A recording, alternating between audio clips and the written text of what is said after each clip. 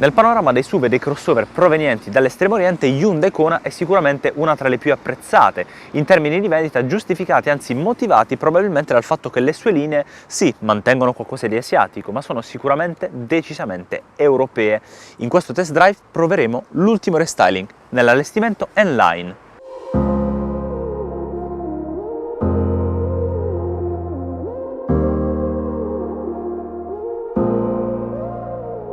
Questo restyling mantiene ovviamente le proporzioni e le caratteristiche principali del Model Year 2017. La nuova Kona è stata infatti rinfrescata dal punto di vista estetico e dall'inserimento di nuove motorizzazioni. Ora appare più un compromesso tra i gusti europei e l'heritage asiatico.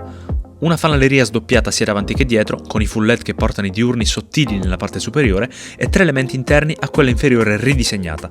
Stessa cosa nel posteriore, con la firma luminosa rinnovata sopra e le luci di servizio in basso.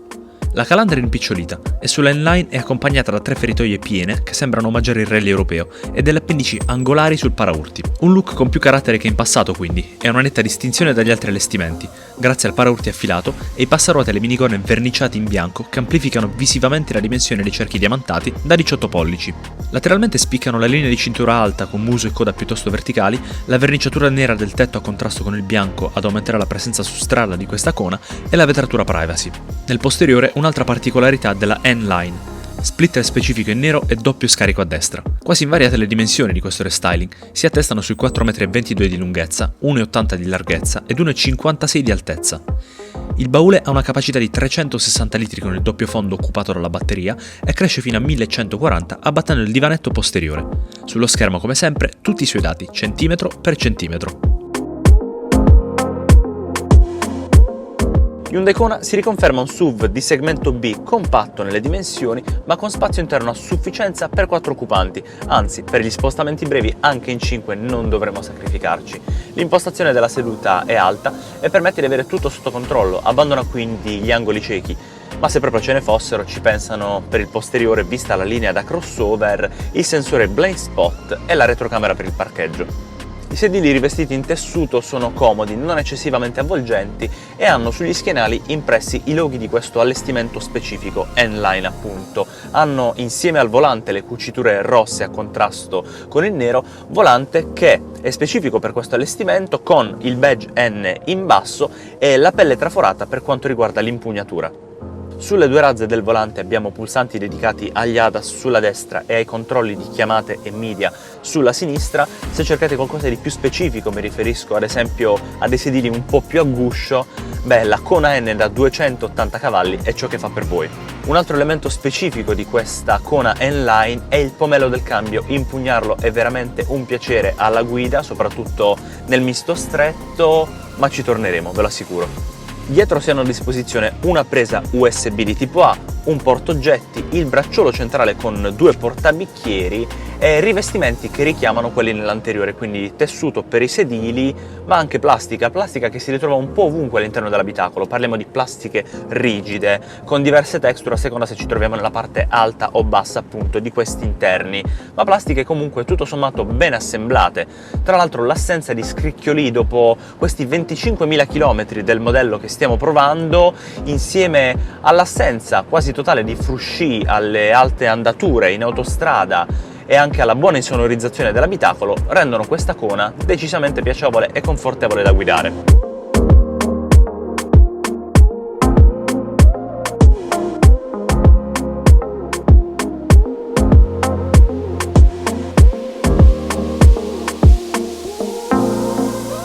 La tecnologia della nuova Kona passa come sempre attraverso comfort, intrattenimento ma anche sicurezza. Completamente digitale la strumentazione, con 2 display da 10,25 pollici per cluster e infotainment. Quest'ultimo è fluido e completo nell'utilizzo, con navigatore, Android Auto ed Apple CarPlay e ovviamente la radio DAB per godere di un suono cristallino dell'impianto audio Krell. Comoda ma non di ultimo grido la retrocamera per quanto riguarda la sua risoluzione, ma si fa apprezzare molto insieme ai sensori a 360 gradi. Tra le altre funzioni di comfort sicuramente il parcheggio automatico e il sistema che al semaforo, in caso di distrazione, ci avvisa sul quadro strumenti della ripartenza di chi ci precede. La suite di ADAS comprende limitatore e cruise, adattivo solo per le varianti a cambio automatico, un mantenitore di corsia che abbiamo trovato un po' invadente a livello acustico e di controllo fisico del volante, rilevamento di stanchezza, frenata automatica d'emergenza, lettura della segnaletica stradale, sensore per l'angolo cieco, assistenza in salita e discesa e l'ottimo Rear Cross Traffic Alert per le manovre. Insomma, ce li ha davvero tutti. La gamma motori di Hyundai Kona comprende benzina, ibrido o full electric. Le prime sono 1000, 3 cilindri da 120 cavalli, con propulsori condivisi con le mild hybrid a 48 volt, oppure 2000 4 cilindri da 280 cavalli per la Kona N, la variante davvero sportiva del gruppo. 1500 benzina da 141 cavalli per la full hybrid e infine l'elettrico. 136 o 204 cavalli, con batterie da 39 kWh per 300 km di autonomia o 64 kWh per fare 480 km con una sola carica. La variante in prova è una mild hybrid con il 1000 TGDI che, stando a quanto dichiara Hyundai, emette 124 grammi di CO2 per chilometro con consumi nel misto di 5,5 litri su 100 km.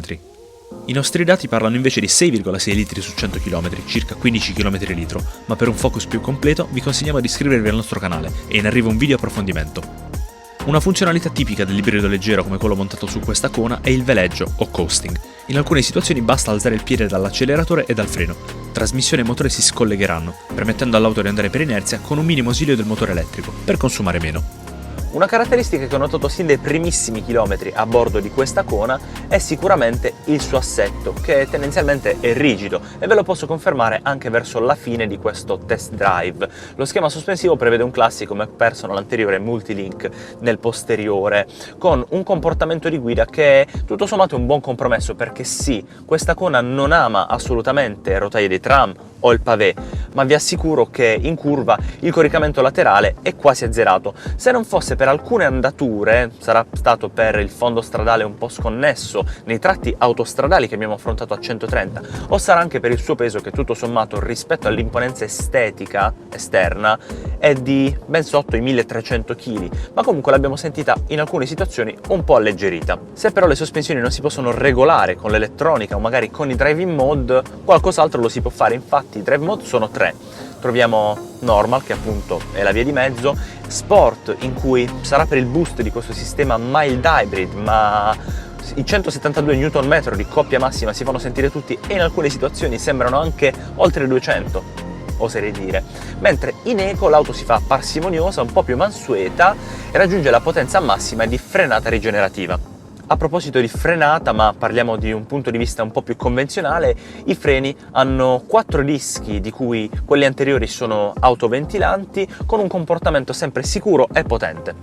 Abbiamo apprezzato molto la corsa del pedale del freno perché è ben modulata, mentre quello alla sua sinistra, il pedale della frizione, non è collegato alla stessa tramite meccanica, ma tramite l'elettronica. State tranquilli, non vi preoccupate, perché è un cambiamento impercettibile a livello di stile di guida.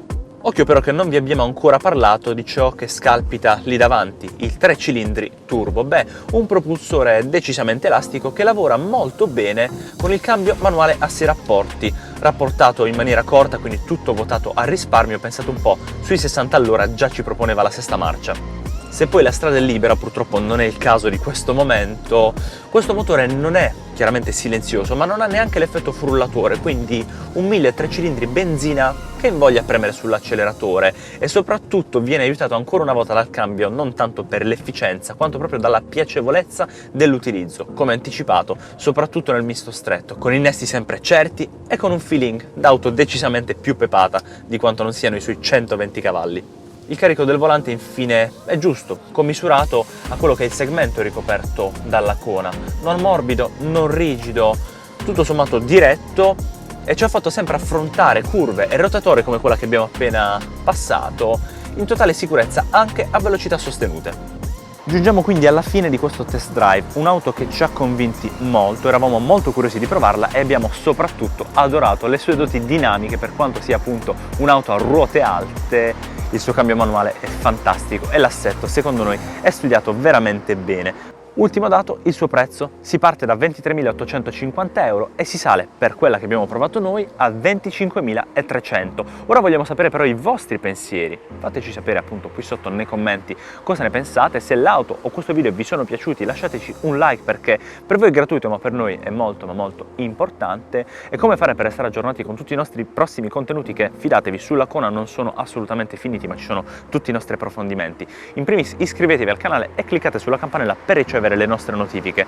E oltre a questo noi non ci limitiamo a YouTube, abbiamo sito web e anche tutte le piattaforme social che vi possano venire in mente. Trovarci è semplicissimo, vi basterà digitare WeDrive.tv.